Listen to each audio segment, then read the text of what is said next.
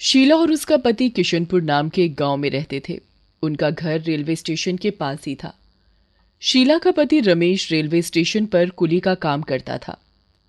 रमेश पढ़ा लिखा नहीं था। उसके पिताजी भी कुली का काम करते थे और जीवन भर वो भी लोगों का बोझ उठाते उठाते मर गए और अब रमेश भी वही काम करने लगा। एक कुली बेचारा 2 वक्त की रोटी ही कमा पाता है। बाकी की सुख सुविधाओं के बारे में तो वो दूर दूर तक नहीं सोचता था। रमेश भी बहुत गरीब था। रमेश की शादी को अभी कुछ ही समय हुआ था। उसकी पत्नी शीला बहुत सीधी सादी थी। वो अपने पति का बहुत ख्याल रखती थी। उसका सोचना था कि पति परमेश्वर होता है और पत्नी का धर्म होता है। अपने पति की सेवा करना, बाकी की चीजें सब पति के बाद आती हैं। इसलिए वो ज्यादा कुछ नहीं चाहती थी। वो तो बस अपने पति को ही अपना भगवान मानती थी। एक बार की बात है, रमेश और शीला बैठे हुए बातें कर रहे थे। सुनो जी, हमारी शादी को इतना समय हो गया, अब हमें बच्चे के बारे में सोचना चाहिए। माँ ने कहा था कि सारे काम समय पर होने चाहिए। अरे, अभी तो हमारी शादी को कुछ ही महीने हुए हैं। अभी तो हमारे पास बहुत समय है। अभी तो मैं तेरा पेट भी सही से नहीं भर पाता, तो बच्चे को कहाँ से खिलाऊंगा। देखो जी, मैंने आज तक तुमसे कुछ भी नहीं कहा, पर अब तुम्हें मेरी ये बात माननी पड़ेगी। और ऐसे कौन जीत पाया है। ठीक है, जैसी तेरी मर्जी। अगले दिन रमेश रेलवे स्टेशन चला गया और अपने रोज के काम में लग गया। लेकिन आज उसका मन काम में नहीं लग रहा था। उसे अपनी पत्नी की बच्चे वाली बात याद आ रही थी। रमेश अभी बच्चा नहीं चाहता था। वो चाहता था कि थोड़ा पैसा जमा हो जाए, फिर वो बच्चे के बारे में सोचेगा। लेकिन उसकी पत्नी जिद पकड़े बैठी हुई थी। रात हो चुकी थी। रमेश दिन भर लोगों का बोझा उठा उठा कर थक कर घर गया और बिना खाए पिए सो गया। उसकी पत्नी को अपने पति की हालत को देखकर बहुत दया आती थी, लेकिन बेचारी कुछ नहीं कर पाती थी। अपने पति को थका देखकर वो रमेश के पास आती है और उसके पैर दबाने लगती है। इसी तरह कुछ दिन निकल गए। जब भी रमेश थका हारा घर आता था, शीला अपने पति के पैर दबाती थी और उसका पूरा ख्याल रखती थी। वो अपने पति से कभी कुछ नहीं मांगती थी। जो भी उसका पति उसे लाकर दे देता वो उसमें ही खुश हो जाती। रमेश और उसकी पत्नी का मानना था कि जितनी चादर हो, आदमी को उतने ही पैर फैलाने चाहिए। एक दिन की बात है, रमेश और शीला सो रहे थे कि तभी शीला की तबीयत खराब हो जाती है।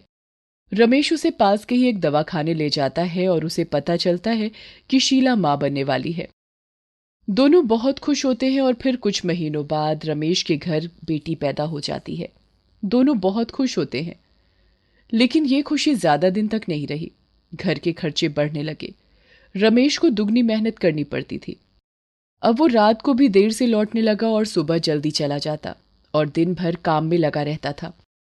फिर एक काली मनहूस रात को जो नहीं होना चाहिए था वही हुआ। रमेश इतना थक गया था कि उसे सामने से आती गाड़ी दिखाई नहीं दी और वो एक आदमी का सामान ले जाते हुए एक गाड़ी से टकरा गया और वहीं पर उसकी मौत हो गई। शीला पर तो ये बात सुनकर जैसे बिजली ही गिर गई हो। उसकी तो रातों रात दुनिया ही उजड़ गई। उसका तो कोई सहारा भी नहीं था, ऊपर से उसके एक बेटी भी जो कि अभी छोटी थी। शीला पर तो दुखों का पहाड़ टूट गया। अकेली तो जैसे तैसे रह लेती, पर बेटी का क्या करती। और फिर कुछ दिनों इन दुखों के नीचे दबी रही। घर में जो बचा पैसा रखा हुआ था वो भी अब खत्म हो गया था। अब तो एक वक्त की रोटी भी जुटानी मुश्किल हो गई थी। अब तो मेरे पास एक भी पैसा नहीं बचा। अब मैं क्या करूं? किस तरह अपना और अपनी बेटी का पेट भरूं? एक दिन शीला घर पर बैठी रो रही थी और सोच रही थी कि वो क्या करे, कब तक ऐसे हताश होकर बैठी रहे। तभी उसके घर के बाहर कोई आवाज देता है। कुछ खाने को दे दे माई, भूखे को खाना दे। शीला आवाज सुनकर बाहर आती है। बाबा, मुझे माफ करना। मेरे घर में आपको देने के लिए कुछ भी नहीं है। आपके लिए क्या, मेरे पास अपनी बच्ची को भी खिलाने के लिए कुछ नहीं है। शीला बाबा को अपने बारे में सब कुछ बता देती है। सब जानकर बाबा अपनी झोली में से कुछ निकालकर शीला को देते हुए कहते हैं। ले बेटी, ये कुछ लोगों ने मुझे आटा दिया था, तो इसको रख ले और अपने लिए और अपनी बच्ची के लिए रोटी बना ले। मैं इससे ज्यादा तो तेरी मदद नहीं कर सकता। तुझे हिम्मत से काम लेना होगा बेटी। इस देश में झांसी की रानी का जन्म हुआ है, जिसने अंग्रेजों के छक्के छुड़ा दिए थे। तू भी हिम्मत कर, उठ और अपनी बेटी की हिम्मत से परवरिश कर। बाबा वहां से चले जाते हैं। शीला पहले रोटी बनाकर खुद खाती है और अपनी बेटी को खिलाती है। फिर वो सोच में पड़ जाती है, मुझे कुछ करना चाहिए। दुख के समय आदमी को हिम्मत से काम लेना चाहिए और आगे के बारे में सोचना चाहिए। कुछ दिनों तक उसने बहुत काम ढूंढे, लेकिन उसे कहीं कोई काम नहीं मिल पाया। थक हार कर उसे कुली का ही काम मिला, क्योंकि उसका पति भी कुली ही था। इसलिए वो काम उसे जान पहचान के जरिए मिल गया था। कुछ दिन बाद शीला ने अपनी बच्ची को पीठ पर बांधा और चल निकली जिंदगी का बोझ उठाने, और बन गई कुली मां। शीला बहुत सीधी सादी थी। वो ज्यादा बात नहीं करती थी, चुपचाप अपना काम करती थी। देखते ही देखते वो बाकी के कुली लोगों के साथ घुल मिल गई और फिर उसकी जिंदगी थोड़ा सुधर गई। अब उसे थोड़े बहुत पैसे भी मिल जाते थे, लेकिन दिन भर के काम करने से वो बहुत थक जाती थी और अपनी बच्ची का ख्याल नहीं रख पाती थी। उसकी बच्ची रोती रहती थी, लेकिन शीला उसे गोद में नहीं उठा पाती थी, क्योंकि सामान उठाने की वजह से उसके कमर और पीठ में दर्द रहने लगा था। उसे अपनी बेटी पर बड़ी दया आती थी, लेकिन पेट की भूख भी तो शांत करनी थी, सो वो चलती रही ऐसे ही। एक बार की बात है, शीला कुछ लोगों का सामान लेकर जा रही थी कि वो अचानक गिर गई और उसे चोट लग गई। सारे कुली लोग मिलकर उसे अस्पताल ले गए। अरे बहन, तुम ये काम क्यों करती हो? कोई दूसरा काम क्यों नहीं ढूंढ लेती? ये तुम्हारे मतलब का काम नहीं है। अरे भाई, क्या बताऊं, जिसके सिर पर जिम्मेदारी हो वो ये नहीं देखता कि ये काम उसके मतलब का है या नहीं।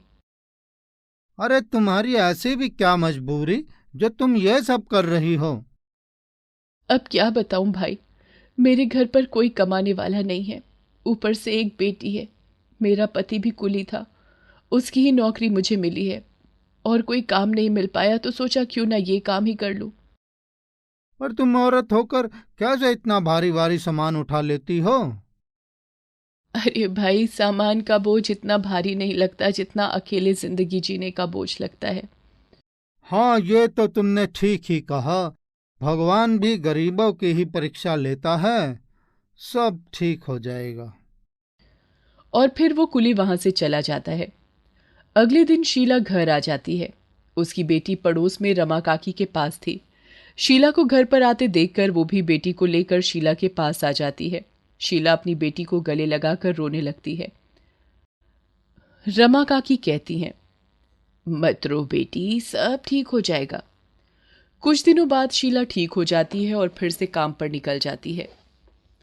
समय इसी तरह बीतता रहता है और देखते ही देखते 20 साल हो जाते हैं। शीला की बेटी अब बड़ी हो गई थी। शीला ने बड़ी मेहनत से अपनी बेटी को बड़ा किया था।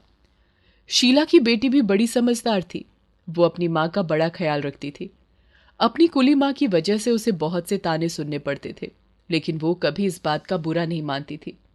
वो अपनी माँ के लिए कुछ करना चाहती थी। एक बार की बात है, शीला की बेटी इंदिरा अपनी माँ से कहती है, माँ माँ, मुझे आगे पढ़ना है और नौकरी करनी है। माँ, मैं नहीं चाहती कि तुम अब ये कुली का काम करो। मेरी प्यारी बेटी, तू तो जानती है कि मैंने कितनी मुश्किल से स्कूल में पढ़ाया है तुझे। हाँ माँ, मैं जानती हूँ कि तूने कुली बनकर मेरा पालन किया है, लेकिन माँ, अब मैं तेरे लिए कुछ करना चाहती हूँ।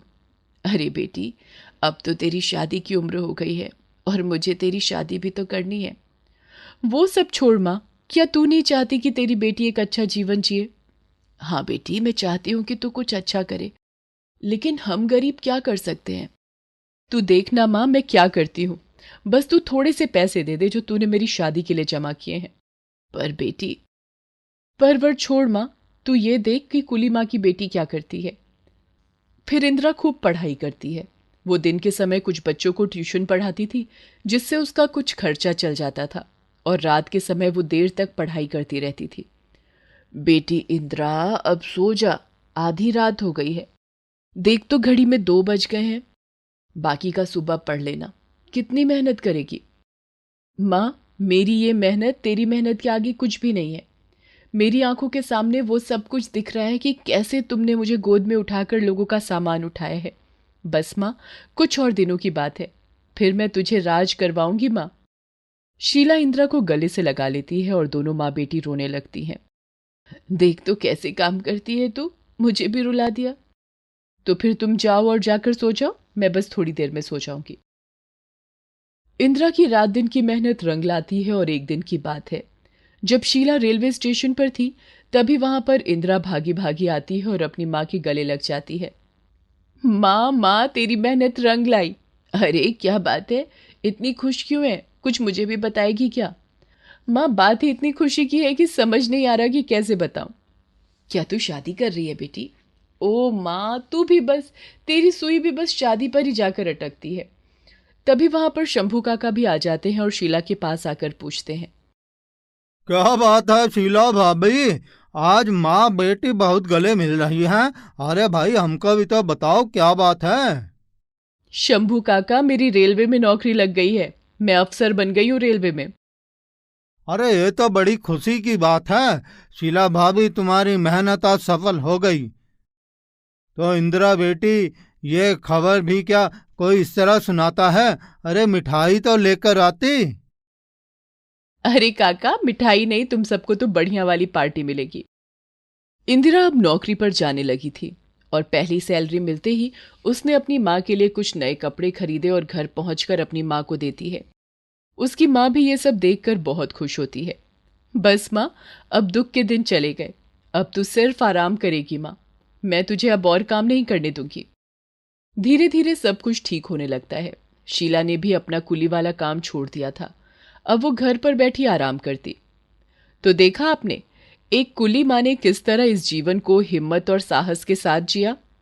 इसलिए जीवन में मुसीबतों से डरना नहीं चाहिए, बल्कि उनका डटकर सामना करना चाहिए।